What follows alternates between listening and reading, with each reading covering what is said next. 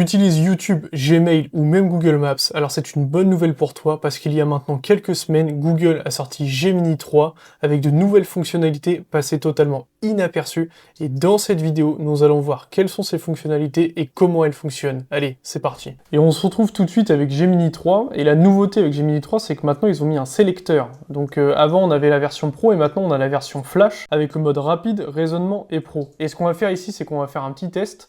Donc j'ai mis un exemple de mail à rédiger et on va le tester avec le mode rapide, ici avec le mode raisonnement et ici avec le mode pro. Donc on va déjà, je vais le copier, hop, je vais le mettre dans ces différentes fenêtres. On va lancer les trois en même temps, on va mettre le mode rapide, le mode raisonnement et le mode pro. Et on va voir, donc déjà le mode rapide, on voit que forcément c'est un peu plus rapide quand même que le mode raisonnement et le mode pro. Et ici déjà on voit qu'il y a un objet, proposition de projet innovant, optimisation de tunnels de conversion via l'IA prédictive. Donc déjà on a un objet, c'est pas mal pour un mail forcément. On a bonjour avec le nom du contrat, ok, donc ça permet de personnaliser un peu notre mail. Ici, le projet de recomposition productive, donc ok. Donc on voit ici qu'on a quand même pas mal de propositions de mail. Donc le mode rapide, forcément, en fait, ça nous permet simplement d'avoir notre demande rapidement. Ici, on voit même qu'ils nous ont fait quoi? Une petite étape de développement du projet, ok. Donc ça, c'est parfait. Pour le mode raisonnement, donc qu'est-ce qu'on a? On a un objet, comme tout à l'heure, proposition de projet, nanana, devancer les tendances du marché. Nom du destinataire, donc avec l'objet, et le concept, ok. On voit qu'on a un peu plus de développement dans notre demande. Donc, par exemple, on a une première phase, deuxième phase, donc ici phase de l'audit, développement, intégration. Ok, donc on voit qu'en fait le mail est quand même un peu plus approfondi. Il y a plus d'arguments, donc c'est ok, ça c'est pour le mode raisonnement. Et pour le mode pro, donc on voit que ouais, ça met un peu plus de temps quand même pour le mode pro. Ok, donc qu'est-ce qu'il nous dit? Pareil, on a un objet, proposition de projet innovant, ok, bonjour destinataire, concept. Ok, là aussi on a également différentes phases, un peu comme le mode raisonnement. Et on voit quand même que le mode pro, même s'il est plus pour tout ce qui est code, etc., il permet quand même de bien rédiger différents textes, etc. Il n'est pas forcément fait que pour le code, donc même avec une demande simple, on a besoin de texte, d'arguments, on voit que c'est quand même efficace. Après, le mode pro, le problème c'est que c'est quand même payant. Donc on voit que même pour une utilisation simple, le mode pro est vraiment top. Même simplement pour de l'argument. Mais le seul inconvénient, c'est que si vous avez un abonnement classique, vous allez être très vite limité avec le mode pro, mais cette nouvelle fonctionnalité, c'est quand même une très bonne nouvelle, parce que maintenant vous avez accès à un nouveau mode qui est le mode de raisonnement, mais également à 3 flashs gratuitement. Maintenant, on va tester l'intégration avec YouTube, donc pour ça, on va se mettre en mode raisonnement, et je vais faire cette demande-là. Je vais lui dire, trouve-moi la vidéo YouTube de Pile et Face, qui est un YouTuber français, sur le choix des micros et dis-moi lequel choisir. Donc il fait souvent des vidéos sur les micros comme les micros Rode, etc. avec les avantages et les inconvénients et lesquels choisir selon l'utilisation que l'on va faire. Donc ce qu'on va faire, c'est qu'on va faire envoyer. Donc on voit bien ici que là, il fait appel à YouTube, on a bien le petit logo. Ok, donc là, il nous a fait l'analyse de la vidéo. Donc par exemple, il dit pour débuter ou faire du vlog. Donc là, il classifie en fait les différents instants de la vidéo en fonction de l'utilisation.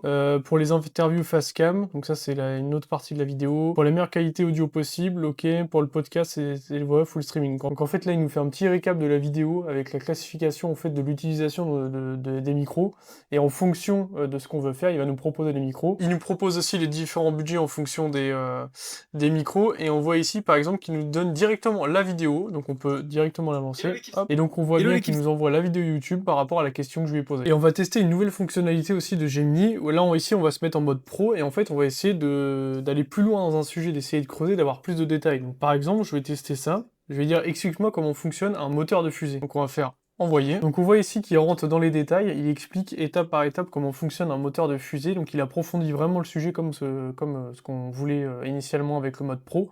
Donc ici on a le principe de base, action-réaction, on a l'anatomie du moteur, on a les différents mélanges, etc. Et justement la petite nouveauté c'est que maintenant en fait Gemini 3 nous fournit un schéma. Donc par exemple, on pourrait avoir un schéma plus visuel si, avec un autre exemple, on lui avait demandé, je sais pas, un moteur électrique ou autre. Et ici, c'est un petit peu moins visuel, mais il nous fournit quand même un schéma, ce qui n'était pas le cas avant. Donc là, on voit qu'il explique comment fonctionne donc avec la pompe, la turbine, le réservoir 1, 2, chambre de combustion. Par contre, ici, ce ne sont pas des images dynamiques. Et ça, c'est une prochaine fonctionnalité qui va arriver avec Gemini 3 dans les semaines à venir. On va utiliser une autre fonctionnalité de Gemini 3 et pour ça, on va aller dans Paramètres, on va aller dans Applications. Et là, en fait, on voit qu'on peut connecter en fait Gemini 3 directement à des applications Google, mais également des applications personnelles. Donc ici, par exemple, on voit qu'on a Gmail, Google Calendar, Google Doc, Google Drive, Google Keep, etc. Et en fait, en un clic, on peut connecter Gemini 3 à nos applications personnelles. Donc par exemple, ce qu'on va faire, c'est que je vais faire cette demande, je vais écrire quels sont les mails que j'ai reçus hier. Et là, il va les fouiller dans notre Gmail et on va les voir. Donc là, voilà, en fait, on tombe bien sur les mails perso. Donc par exemple, hier, Le vendredi 9 janvier 2026, j'ai reçu le mail, un email du service client de KingJouet, par exemple. Donc on voit en fait qu'on peut connecter Gemini 3 à nos différentes applications personnelles. Donc ça c'est vraiment très bien. On a vraiment en fait un agent qui fait ces connexions-là et qui s'occupe directement de nos demandes personnelles. Mais ça marche également aussi, par exemple avec Google Calendar, pour savoir si j'ai des rendez-vous, ou les autres applications présentes ici comme Google Drive, Google Doc, etc. Et on va maintenant tester l'intégration avec Google Maps, donc en faisant une demande simple. Par exemple, je vais dire ça. Donc par exemple avec ça, je suis à Nice et je cherche un endroit agréable pour me détendre en fin de journée. Trouve-moi un lieu avec une belle vue, mer ou nature, bien noté, facile d'accès et ouvert jusqu'au coucher du soleil. Affiche les photos, indique l'ambiance et précise si le lieu est fréquenté par les touristes ou plutôt par les locaux. Donc là on s'est mis en mode rapide, donc je vais lancer la requête. Là on voit ici qu'il y a bien une connexion avec Google Maps, on a le petit logo. Et on voit ici qu'il nous propose différents endroits. Donc par exemple on a le mont Boron, donc immersion en pleine nature. Donc on a les différentes explications, l'ambiance, la vue, le public, l'accès. Et on a également une autre proposition, donc le sentier du littoral, pareil avec la description, donc l'ambiance, la vue, donc ce qu'on a demandé, le public, et ainsi qu'une petite image. Et on va refaire la même requête, mais avec le mode raisonnement. Donc avec le mode raisonnement, ça a mis un peu plus de temps, mais par contre, il a détaillé un peu plus les choses. Donc par exemple, ici, il nous fait des propositions, donc la colline du château, avec la note, donc 4,7 étoiles par exemple, et un peu plus de précision sur l'endroit en question. Et ici, la petite nouveauté aussi, c'est qu'on a carrément Google Maps, en fait. Il nous propose directement les différents lieux, il nous renvoie vers Google Maps. Donc par exemple, si on clique, on va cliquer ici, hop, on va directement être redirigé sur la page Google Maps. Une autre nouveauté de Gemini 3, c'est Nano Banana Pro. Donc pour ça, on va sélectionner dans le petit sélecteur le mode Pro, et on va cliquer sur créer une image. Et là, on va faire une demande toute simple. On va mettre, par exemple, génère une image réaliste d'une femme dans sa voiture. Donc on voit qu'ici, il nous a généré une image quand même réaliste d'une femme dans sa voiture, donc comme ce qu'on a demandé. On voit que c'est quand même bien réaliste, on a bien les détails, tout est cohérent avec ce qu'on a demandé.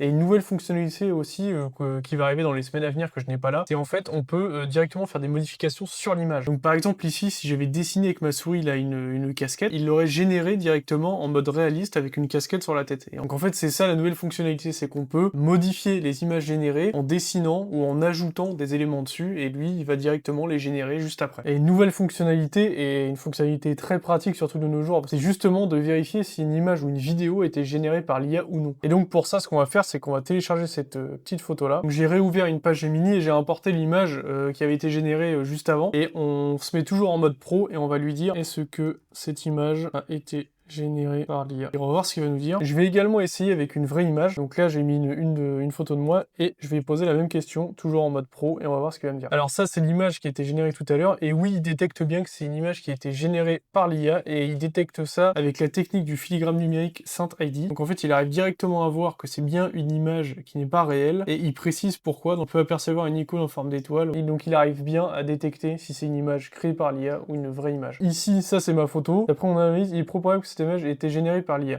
Donc là, il détecte bien que c'est une vraie image pour le coup. Donc avec le même système, le même protocole, donc SaintID. Et là, il précise pourquoi. Inspection visuelle. L'image présente un niveau de réalisme très élevé, typique d'une photographie authentique. En fait, on voit bien, quelles que soient les images qu'on lui met, même si c'est des images qui pourraient vraiment paraître réelles, il arrive toujours à détecter si c'est une image générée par l'IA ou si c'est une vraie image. Une autre fonctionnalité aussi très intéressante de Gemini 3, c'est l'utilisation de NotebookLM. NotebookLM, en gros, c'est un endroit où vous pouvez créer un notebook, vous pouvez importer des fichiers, importer des liens, faire des recherches et en fait synthétiser toute une recherche, par exemple sur un sujet en particulier. Donc par exemple, moi ici, j'avais fait un notebook sur l'optimisation du temps au quotidien, donc par exemple avec un travail, etc. Enfin vraiment notre temps dans la vie de tous les jours. Et ce que je vais faire, c'est que je vais l'importer ici, donc je vais faire NotebookLM, hop, je vais cliquer ici, je vais faire l'ajouter, et je vais mettre en mode rapide aussi pour gagner un peu de temps. Et ce que je vais faire, c'est que je vais juste faire une demande classique, donc dis-moi comment gagner du temps au quotidien. Et on voit ici en fait qu'il fait une synthèse du document que je lui ai donné, donc de NotebookLM. Donc là par exemple, il me décrit les différentes étapes, il me dit analyser et prioriser, donc observer vos habitudes, la règle des 3 priorités, etc. Organiser son planning, éliminer les perturbations, voilà. Et pour finir, nous allons voir une des fonctionnalités les plus intelligentes qui est la recherche approfondie. Donc pour ça, en fait, il faut juste cliquer sur Outils et c'est Deep Research. Et on voit ici, par exemple, que selon la requête que nous allons faire, on peut choisir la source sur laquelle il peut se baser. Donc par exemple, on peut faire une recherche simple avec Gmail ou avec Drive, etc. Donc là, je vais mettre ma petite requête. Donc quels sont les secteurs dans lesquels les énergies renouvelables vont le plus se développer en 2026 et quelles sont les opportunités à saisir? Je lance ma requête. On voit ici qu'il a commencé par élaborer un petit plan. Donc on va faire commencer la recherche et on se retrouve donc avec les différents éléments qu'il a été chercher.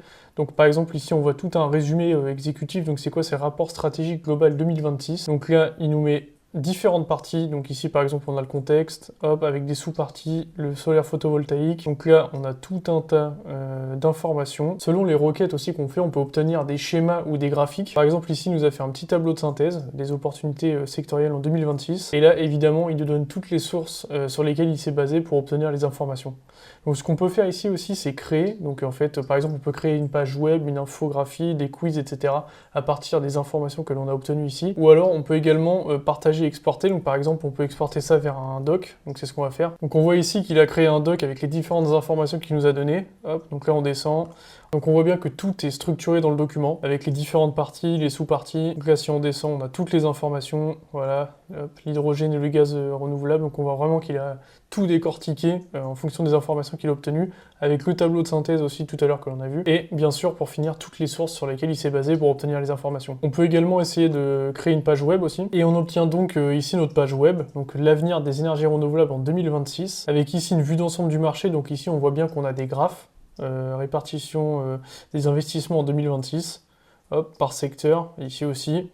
Des graphes même dynamiques, parce que du coup on peut se placer directement dessus et voir par exemple ici les différentes années. Et tout un tas d'informations liées à notre requête de tout à l'heure. Et si tu veux te développer sur l'IA, tu peux rejoindre mon groupe School totalement gratuitement en cliquant sur le lien dans la description de la vidéo juste en dessous. C'est un groupe qui vient tout juste d'être créé, dans lequel tu pourras poser des questions et discuter, mais aussi récupérer différentes sources pour les prochaines vidéos. Nous avons donc pu constater la puissance de Gemini 3 Pro et Flash, mais également des différentes fonctionnalités maintenant disponibles.